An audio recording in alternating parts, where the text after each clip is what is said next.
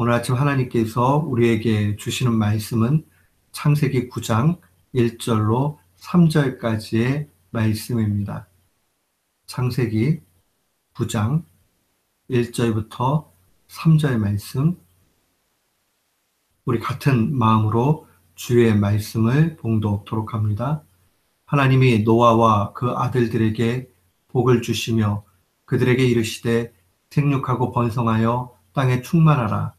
땅의 모든 짐승과 공중의 모든 새와 땅에 기는 모든 것과 바다의 모든 고기가 너희를 두려워하며 너희를 무서워하리니 이들은 너희 손에 붙였음이라. 무릇 산 동물은 너희의 식물이 될지라. 채소같이 내가 이것을 다 너희에게 주노라. 아멘. 저는 오늘 본문 말씀을 통해서 다시 기회를 주시는 하나님이라는 제목으로 주의 말씀을 선포하도록 하겠습니다. 우리가 그리스도인이 되었다는 것은 하나님의 자녀라는 그런 말입니다. 하나님의 말씀 묵상해 보면 하나님의 자녀라는 증거가 분명히 나타납니다. 우리가 잘 아는 로마서 8장 16절 말씀 같은 경우 우리는 성령이 우리에게 가장 강력한 증거가 되어 주심을 보게 됩니다. 성령이 친히 우리 영으로 더불어 우리가 하나님의 자녀인 것을 증거하신다라고 그렇게 말씀이 기록합니다. 그러니까 성령님께서 우리에게 확고한 확신을 주시는 거지요. 마치 우리 엄마 아빠가 우리를 낳은 거를 눈으로 보지 않았지만 그냥 우리 엄마 아빠가 맞다라고 분명히 믿어지는 그런 믿음보다도 더 확고하게 내가 하나님의 자녀라 부인할 수 없는 그 확신, 의심되지 않는 자명함, 그것이 바로 성령의 증거입니다. 그런데 우리가 하나님의 자녀라는 증거는 또한 우리가 낯선 경험 속에서 찾을 수 있습니다. 그것은 바로 징계라는 걸 통해서 우리는 하나님의 자녀라는 것을 알게 됩니다. 히브리서 12장 8절 말씀에 보면 징계는 다 받는 것이거늘 너에게 없으면 사생자요 참 아들이 아니다 라고 증거합니다. 그러니까 징계가 있어야 사생자가 아니라 참 아들이라는 그런 말씀입니다. 오늘 본문 말씀은 하나님의 징계 이후에 그 말씀이 처음 시작이 됩니다. 하나님의 이 물의 심판, 홍수의 심판은 너무나 무서운 모습입니다. 근데 그것이 다 끝나고 나서 150일에 내리는 비가 멈추고 나서 하나님께서는 그들에게 다시 복을 주십니다. 오늘 1절 말씀에 보면 하나님이 노아와 그 아들들에게 복을 주셨다. 근데 그 복 주심이 무엇일까? 보니까 그 하반절에 나와 있는 대로 생육하고 번성하여 땅에 충만하라는 그 말씀입니다. 이 말씀은 이미 창세기 1장 26절로 28절 말씀에 있는 말씀입니다. 우리가 문화 명령이라고 이야기합니다. 하나님이 복을 주셨다 하는 것은 이 타락하고 회개한 그러한 노아 가족을 통해서 하나님께서 다시 기회를 주시는 겁니다. 우리가 하나님으로부터 징계받았다 하는 다른 모습은 징계 이후에 참된 회개가 있고 나면 우리에게 다시 기회가 주어진다는 겁니다. 또한 그뿐만이 아닙니다. 오늘 2절 말씀에 보니까 만물을 다스리는 권한을 다시 하나님께서 회복해 주십니다. 징계 이후에는 하나님께서 다시 회복하는 복을 분명히 주십니다.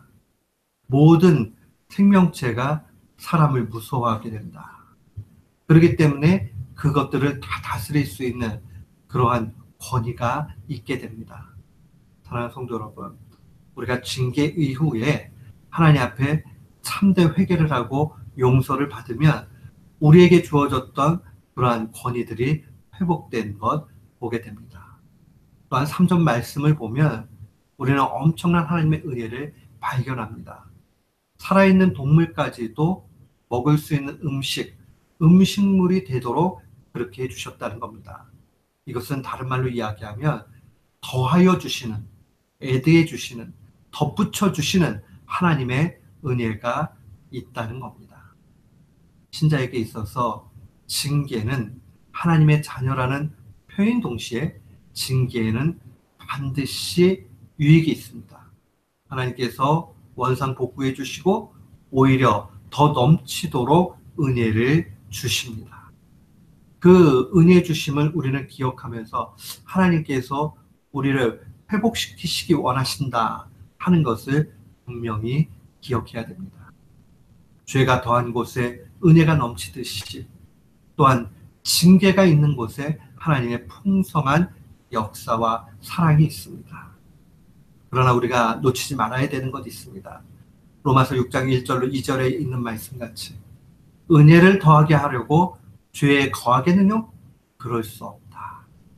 우리가 은혜가 크기 때문에 일부러 징계받아야지 하는 것은 어리석음입니다. 그러나 우리가 잘못해서 징계를 받는다 할지라도 우리는 신앙 가운데 나아가야 됩니다. 어떻게 참된 신자로서 신앙 가운데 나아갈 수 있습니까? 첫 번째는 우리는 징계를 달게 받을 수 있어야 됩니다. 잠언서 3장 11절 말씀 보면 내 아들아 여호와의 징계를 경히 여기지 말라. 그 꾸지람을 싫어하지 말라. 사람은 누구나 싫은 얘기 듣는 것 정말 싫어합니다. 징계받는 것 너무나 무서워합니다. 그러나 신자는 하나님으로부터 오는 징계에 대해서 감사로 받을 수 있어야 됩니다. 왜냐하면 하나님이 우리를 참 자녀로 인정해 주시는 것이요. 또한 동시에 이 징계를 통해서 유익을 주시고자 하는 것인데 그 유익은 바로 다시 기회를 주시는 겁니다. 사랑하는 성도 여러분, 다시 기회를 얻는다는 것 얼마나 좋습니까? 때때로 우리는 컴퓨터 같은 거 하다가 뭔가 속도가 늘어지고 이러면 정리를 하고 포맷을 다시 하게 됩니다. 그러면 속도도 빨라지고 좀 지저분해졌던 것들이 정돈되어져서 온전히 그 원래 처음에 가졌던 그 컴퓨터의 그러한 기능을 많이 회복하게 됩니다. 그런 것과 유사하지요.